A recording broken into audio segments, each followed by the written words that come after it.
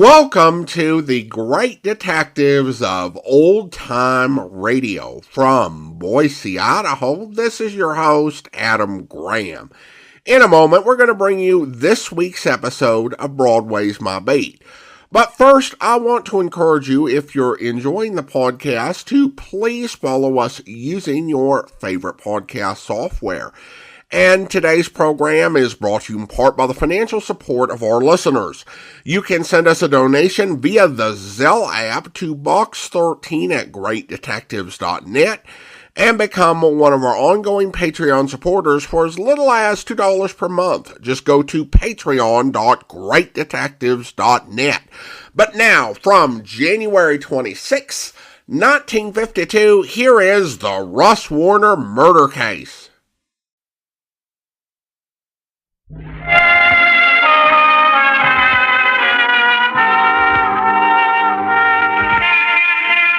Broadway's My Beat, from Times Square to Columbus Circle, the gaudiest, the most violent, the lonesomest mile in the world. Broadway's My Beat, with Larry Thor as Detective Danny Clover.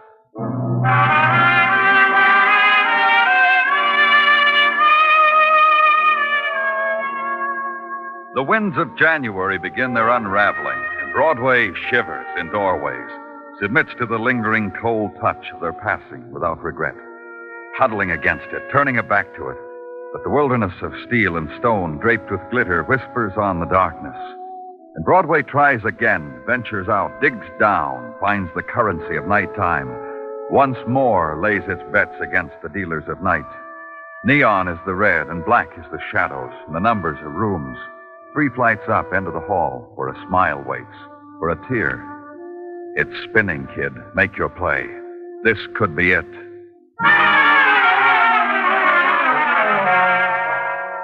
And the dealers pay off in another way. The man who wipes his hands in a bar apron offers you one. You'd ever been here before, you wouldn't say this was the same place, mister. This time of night, other nights, my little place of business is alive, teeming with frolic. What changed it tonight? The frolickers was driven away. Yeah, I can see that. Come on, wait what I got for you in the back room. Just wait.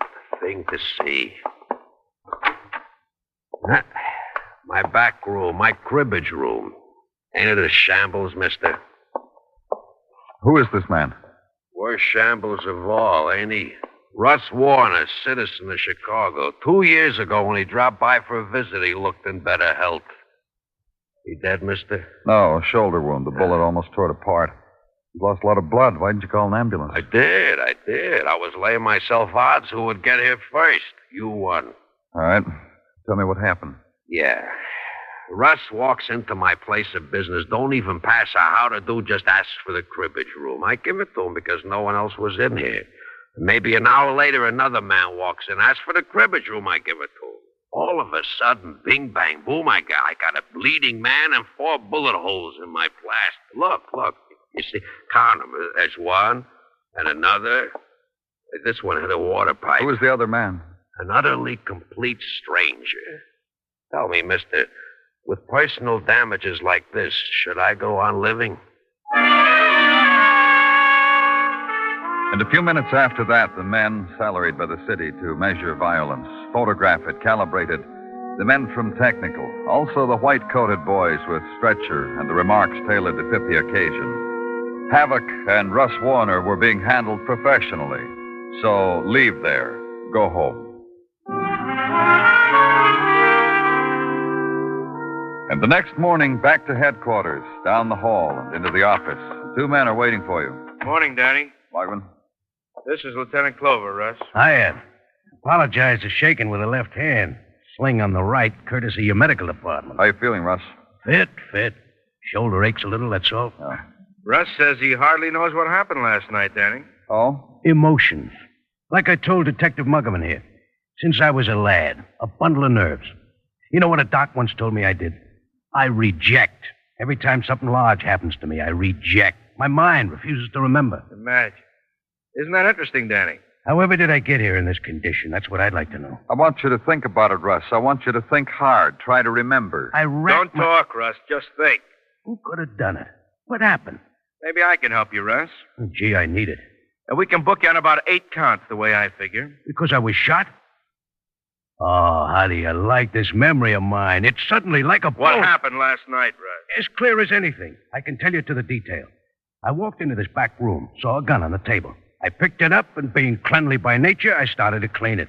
It went off. Fired 4 shots into the wall before it got to you? I couldn't control it. It was alive in my hand. There wasn't any gun in that room, Russ. Wonder where it is. Wonder what became... Danny, What do you want, Sergeant? on searching our records, I have come up some news about this Russ Warner. Good morning, Mr. Warner. I have some news about you. Last week, you were in a fight with one Joe Hayden, a street brawl. What about it, Russ? Joe's a friend of mine. We were just seeing who was stronger. You got this Joe Hayden's address, Gino? Indeed, I do. Here, Thanks. Lock this man up, Gino. come along, Mr. Warner, unless you can afford not to do so. What do you mean, Sergeant? Bail has been set for you pending hearing. Nice round figure, too. $5,000. Material witness to whatever transpired last evening. Reach into my pocket, will you please, Sergeant? I think you'll find the dough in my wallet. I carry such sums for emergencies. And I'm really sorry I caused all of you so much trouble. Honestly. So long.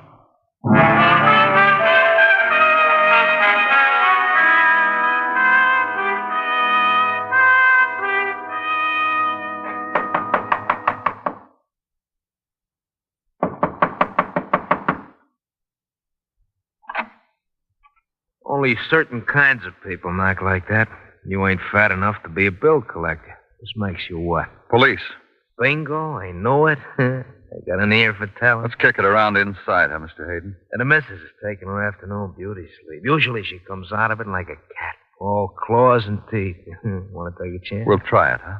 Brave man, brave man. Brightens the day when I meet men like you. Come on in.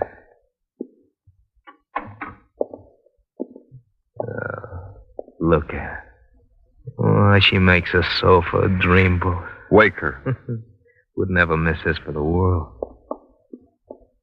Honey, baby. Come on, Laurie, wake up. Come on, hit the deck, honey. We got a police. Police? The magic word, like a kiss. Yeah, Laurie, police, come on.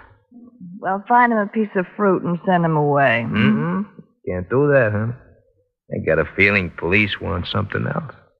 What? My Laurie asked it for me. Baby Laurie. What do you want? You know Russ Warner?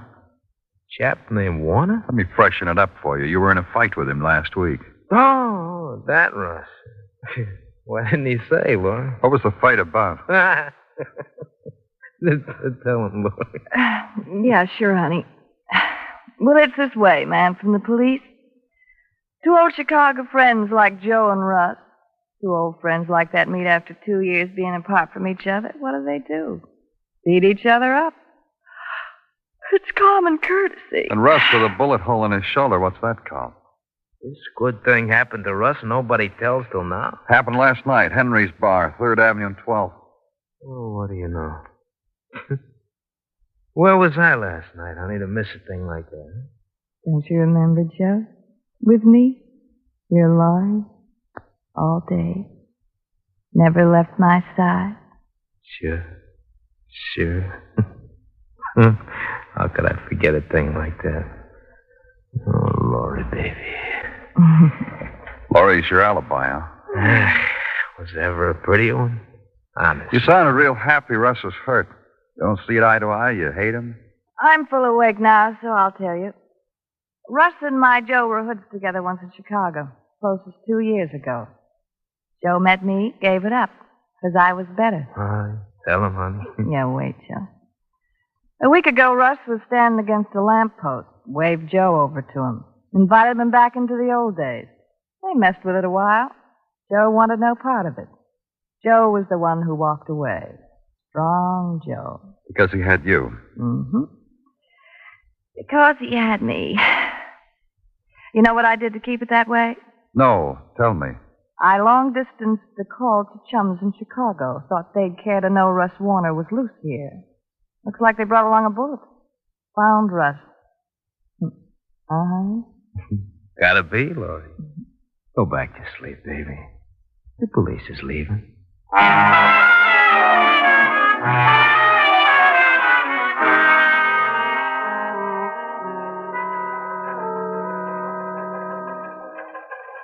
You mind letting me have one of those cigarettes, Lieutenant? Not at all. Here. Thank you. Light. Mm-hmm. Thanks.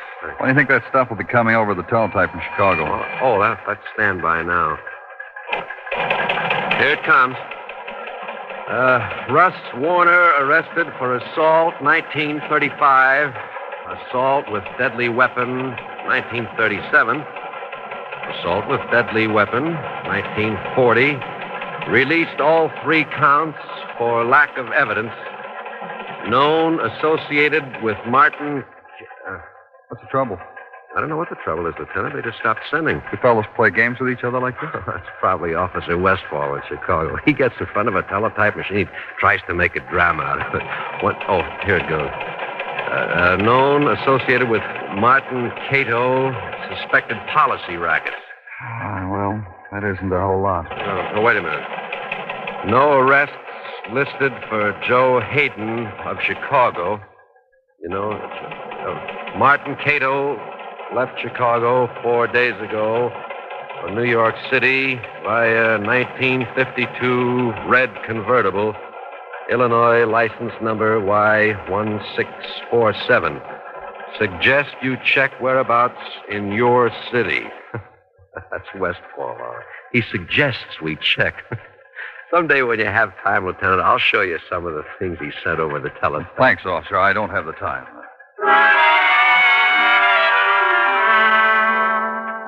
So another name had intruded itself. Martin Cato. A name with a familiar sound. A name bandied about at crime investigations, on reform platforms, and smilingly on the lips of citizens who like to bet a buck against destiny. Martin Cato was in New York. Find him. Find out why. Find out why he was suddenly no longer in Chicago, but in the rough vicinity of a shooting the night before. He was easy to find. A red convertible, a big grinning man whose face had been in the newspapers often enough to be recognized anywhere. And a policeman spots him going into the Heath Hotel on Madison.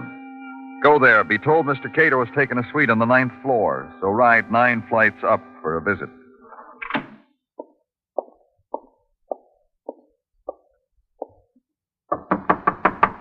Door's open, boy. Come on in. Put the drink right over.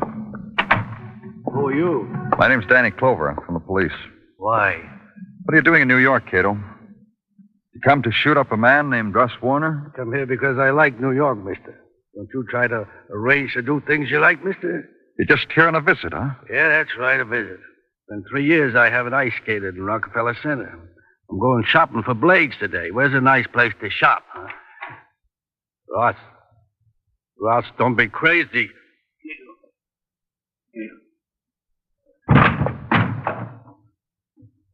Russ, can you hear me? What's he got under his coat? A gun? It looked like he was... Not a gun, Cato. For a hurt. Russ Warner's dead. Murdered.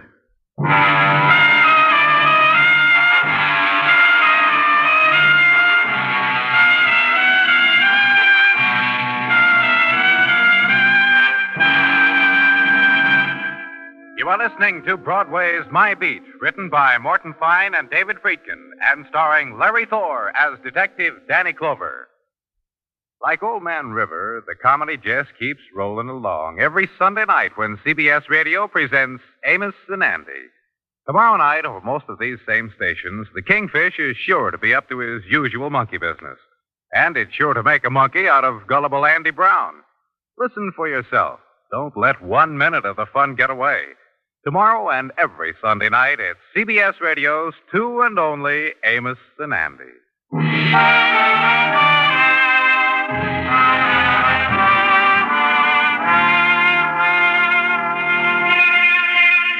When it's winter and the chill wind puffs down from the river, Broadway is a place of regret.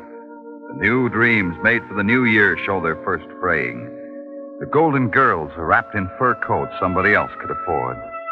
It's the time of the galoche, the noisy radiator, and the cold linoleum on the bare feet. The mornings are filled with the numbing hours and dead cigarettes in the bottom of paper cups. It's January, snow time, wool muffler time, The time to be on speaking terms with relatives in Miami Beach. And it was a winter's room where I was, chilled by the touch of a man newly dead, a man named Russ Warner. And standing over him, another, a resident of Chicago, newly arrived, the big man in the handsome clothes, the hoodlum, called Cato, called Martin Cato. One thing you had to be sure of, mister. Twist it any way you like. I didn't kill Russ. Oh?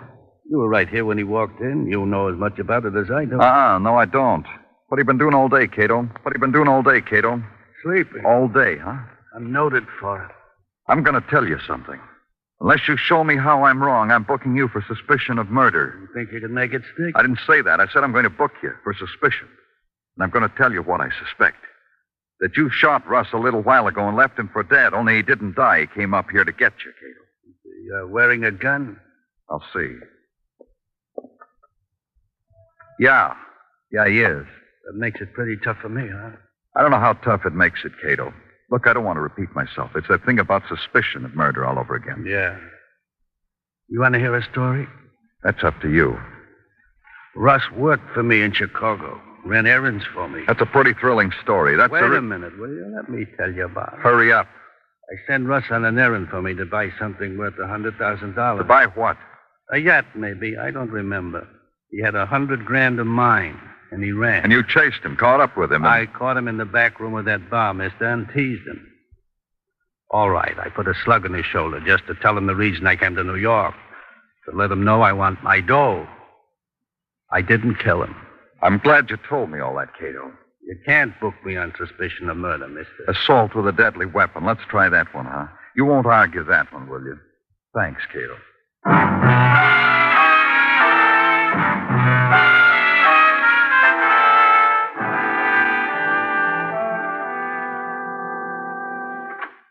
Shrimp boats is a-comin', they're comin' tonight. Shrimp boats is a-comin', oh, comin' tonight. Oh, won't you hurry, hurry, hurry home? Oh, won't Happy, Gino?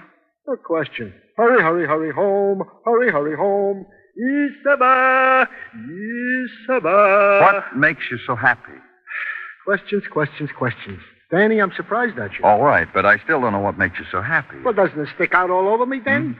Doesn't it stick out? I'm happy because one of the nation's major hoodlums, Martin Cato by name, is in now beating his head against the walls of our local pokey. True or false? True. Correct. And is it not also true Communications has been flipping its lid with the song of the teletype from out Chicago way? There's such a to-do. To wit, that from the years 1945 through 48, the newly deceased Russ Warner was married to one Laurie Croft, also of Shire.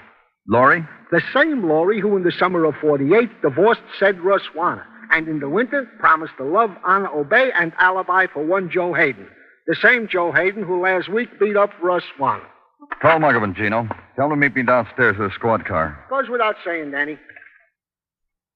The effects of Russ Warner were gathered, sorted, and microscoped, Danny. No $100,000 was found. Muggavan, Sergeant Tartaglia, get a squad car. Meet Lieutenant Clover downstairs. That is all.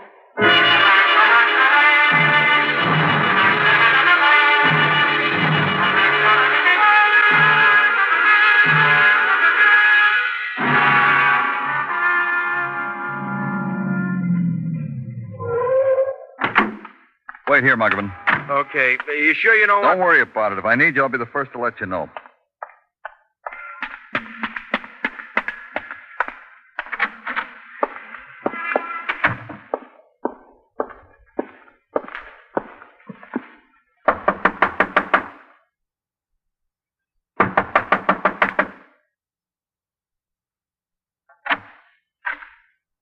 Oh. Don't I remember you from out of some deep sleep? Sure you do. I want Joe, Mrs. Hayden. Doesn't everybody? Is he in there? If he was, I'd go to a head shrinker, have my head bumps examined for recurrent dreams about a man who isn't there. I'll take a look. I'll let you do that even if you don't tickle my nose with a warrant. I'll make myself thin so you can pass through the door without us touching. Thanks. Oh, you did. Am I surprised? 2 rooms. Make it 2.5. Help yourself.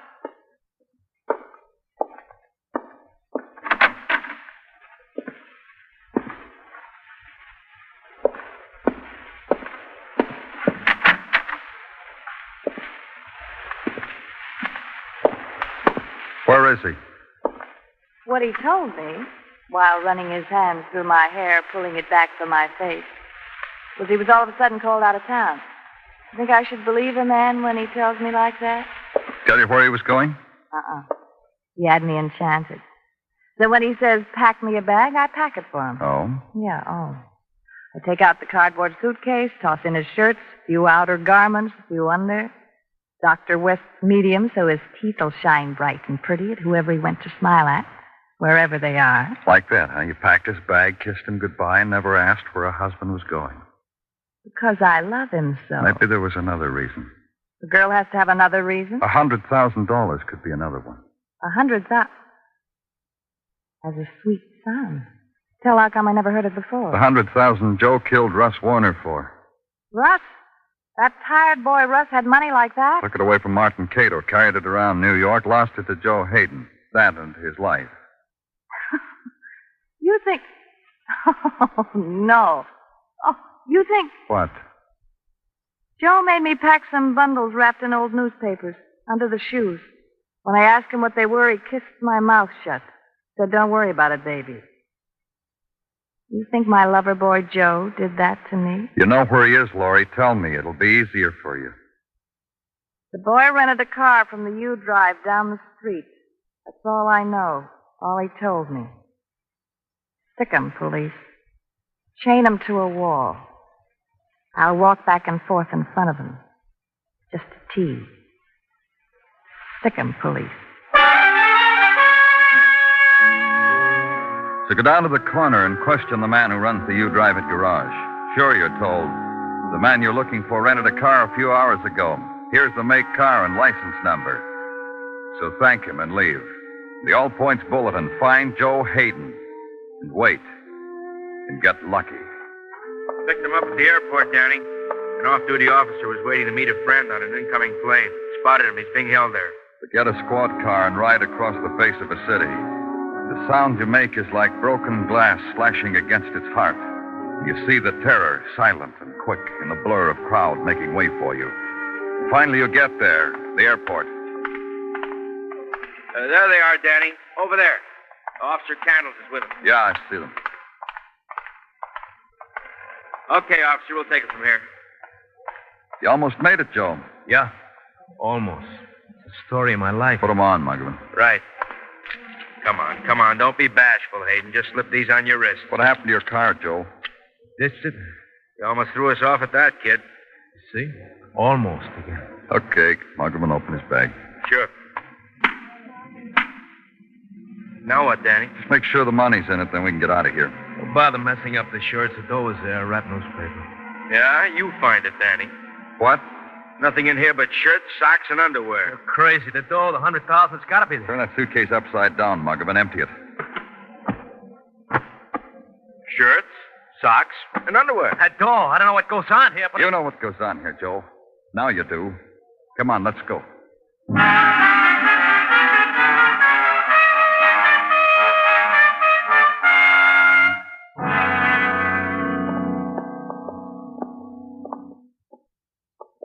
Sweet home. Make a big surprise. The key's in my coat pocket. I'll get it.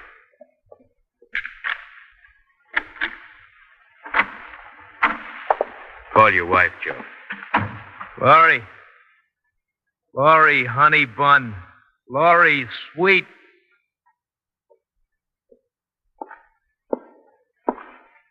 Hi, Laurie. Joe? Greet the detectives, too. You know Lieutenant Clover, his friend here's Detective Muggavan. We disturbing you, Mrs. Hayden? I was getting used to being without Joe. What'd you louse it for? Muggavan? Mm-hmm. That room Mrs. Hayden came out is the bedroom. Take a look. Right. They put cuffs on me, Laurie. That's real tough. Is that all you got to say? Oh, my poor Joe. How sorry I am for you. Look what's become of you. Poor Joe. Is that what you want me to say? You're forgetting something. How's it coming, Muggavan? Give me a chance, Danny. Detective Muggavan's looking for $100,000, Mrs. Hayden. Did you hear me, Mrs. Hayden? Look, all of you, get out of here. They can't do that, Laurie. You know that. That's right. We can't. It's got murder in it. You got your boy. What more do you want? Laurie! Take it easy, Joe. better. Man said it's got murder in it. What do I care what the man Danny? says? Yeah? Here it is. Sample, $100 bill. Rest of it's in there, a suitcase. How are you, Laurie? Dear wife, Laurie. Loving wife, Laurie. First time I was here, this place was drenched with love. What's happened to it? What's happened to it is what you said, murder. Now another thing. Greed? Yeah. Yeah, that's my Laurie. My Laurie, all mine. Want to tell us how you got this money, Mrs. Hayden? Yeah, I'll tell. An old friend came back to me. Russ Warner, huh? Man you were once married to. Yeah, seems he never forgot the happiness. He remembered how he missed a few allowances when we were man and wife, and he thought he'd make it up. The consideration of the man. So you knew all about the $100,000. The last time I was here, you were surprised when I mentioned. All that money makes me coy with strangers. Cut it out, Laurie. Listen to him. They know what happened. They figured what happened. All the way here, they've been telling me. What do you want to lie for? It's not going to do you any good. What'd you tell him, Joe? What'd you tell him, Joe? He didn't tell us anything. He didn't have to tell us anything. They know, Laurie. They know. How Russ showed you the money he'd stolen from Cato. How he wanted you to run away with him. How you... Laurie. How you shot Russ, Mrs. Hayden. That's what your husband's trying to say. Then you showed the money to your husband, Mrs. Hayden. Told him to take the money and go away. You'd meet him later. You packed his suitcase for him, but somehow it slipped your mind to put the money in it. Russ knew where the money was. That's why he went to Cato to tell him. Laurie. You just wanted me to go away, didn't you? Then you would go someplace with the money without me. Laurie, why? Laurie, if you'd have trusted me with the money, I'd have done anything for you. I would have said I killed Russ. Listen to Anything you him. wanted, I gave it to you. I tried to do it. Like Russ? What happened to us, Laurie? What did I do? Tell me why I was wrong. Listen to him cry. Just like Russ, he cried too. Before I shot him, big tears in his eyes. That big. A crybaby. Did you ever have a woman that had two husbands like that?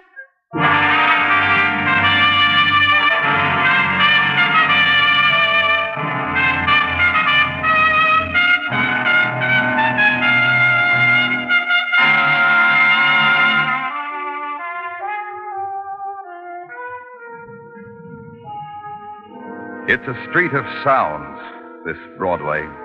The hissing of the neon through the winter wind.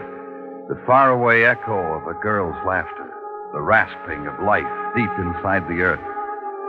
And the other sounds, the sighs, the whispered pleas that no one hears. It's Broadway, the gaudiest, the most violent, the lonesomest mile in the world. Broadway, my beat.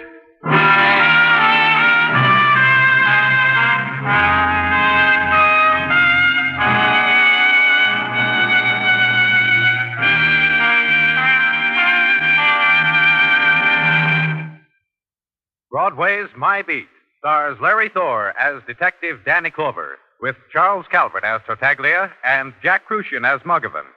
The program was produced and directed by Elliott Lewis, with musical score composed and conducted by Alexander Courage. In tonight's story, Mary Jane Croft was heard as Laurie Hayden and Anthony Barrett as Joe Hayden. Featured in the cast were Jack Moyles, Hal March, and Herb Butterfield.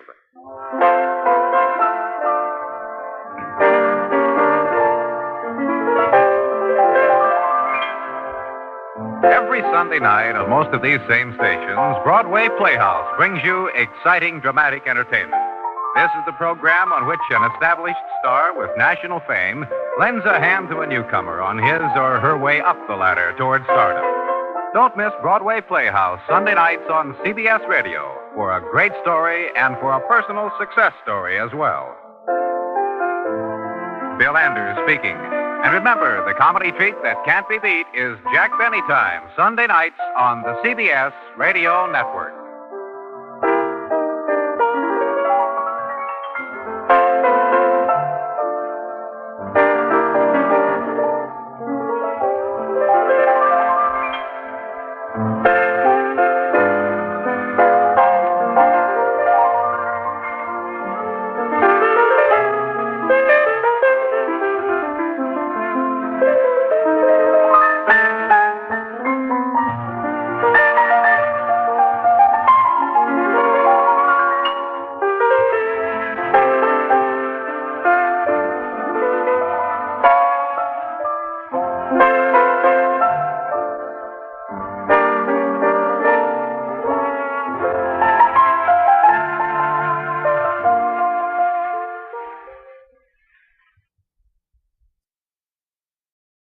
Welcome back. Well, the most interesting thing in this episode was the teletype operator. And this is one of those things that I would have expected to come up in Dragnet, and I don't think it ever did. Teletypes were not produced by machines, produced by operators on both ends. And here the officer helping with Danny recognizes these sort of patterns and styles done by this specific sergeant in Chicago in terms of the way he communicates. You know, it's still very professional, but obviously he's seen a lot of messages from Chicago and started to recognize, yeah, these are things, this is the way he talks. Now, of course, Danny handles it with the general disinterest he has for anything not related to doing his job, but I found it interesting anyway. And then we have a comment from Dawn regarding the Larry Moore murder case, but more specifically, one of the commercials referring to a radio show as a laugh spreader seems a bit threatening. It's one of those interesting situations with the way that language changes and evolves. Because I think if you said to somebody in the 1950s and you filmed them and were about to upload the video and said, "You're going to go viral," they would probably view that as a threat as well. Obviously, at the time, they meant to imply that this would spread goodwill and humor. Now, there are some sitcoms that be a threat to say you were going to play them, but I won't get into that, lest I accidentally insult someone's favorite show. All right, well now it's time to thank our Patreon supporter of the day. And I want to go ahead and thank Pat. Pat has been one of our Patreon supporters since September 2020, currently supporting the podcast at the rookie level of $2 or more per month. Thanks so much for your support, Pat. And that'll do it for today. If you're enjoying the podcast, please follow us using your favorite podcast software and be sure to rate and review the podcast wherever you download it from. We'll be back next Wednesday with another episode of Broadway's My Beat, but join us back here tomorrow for Dragnet, where... Suppose you know about Andy Powell, Miss Thompson, what happened this morning? What's that? About Andy Powell. You heard what happened this morning? Just what I read in the morning paper. They said he broke out of San Quentin, another man with him. It's true then, he did break out? Yes, ma'am. That's the information we have. There's an all-points bulletin out on him. Well, I don't want to get involved in it. It's none of my business. Andy doesn't mean anything to me. Well, at the time he was sent up, you were engaged to Powell, is that right? Yes, but that was before he got into trouble, before he went to San Quentin. I saw him after the trial. I told him how I felt about it. I told him it wasn't any use. You mean you called it off, that it? Wasn't much else to do. It was robbery, 5 years to life. It wasn't the first time either. Andy knew it'd be a long time, so'd I. Really, I had to tell him. I had to call it off. We understand you were on Powell's correspondence list while he was up at Quentin. You wrote to him, did you? Yes, the first couple of months. We haven't written lately, though. There wasn't any point to it, no point at all. Well, when was the last time you heard from Powell, Miss Thompson? The last time you wrote to him? Oh, 8 or 10 months. At least that. As I say, there wasn't much sense in going on. Andy knew he was in there for a long time. He couldn't expect me to wait all that time. Matter of fact, he said he didn't expect it. He told me that. You been up to visit Powell recently, Miss Thompson? No, I haven't. Well, and you haven't seen him since he went up to Quentin. You'll swear to that? Well, why do I have to swear to it? I already told you Andy doesn't mean anything to me. It didn't make sense. It's all over. I'm not even a relative. Why do I have to swear to anything? You haven't seen Powell since he went up to Quentin, that right? Miss Thompson, is that right? What if I saw him or if I didn't see him? What difference does it make? It's none of my business. Oh, did you say Miss Thompson? What difference does it make? I hope you'll be with us then. In the meantime, send your comments to box13@greatdetectives.net. Follow us on Twitter at Radio Detectives and check us out on Instagram, instagram.com/Great Detectives. From Boise, Idaho, this is your host, Adam Graham, signing off.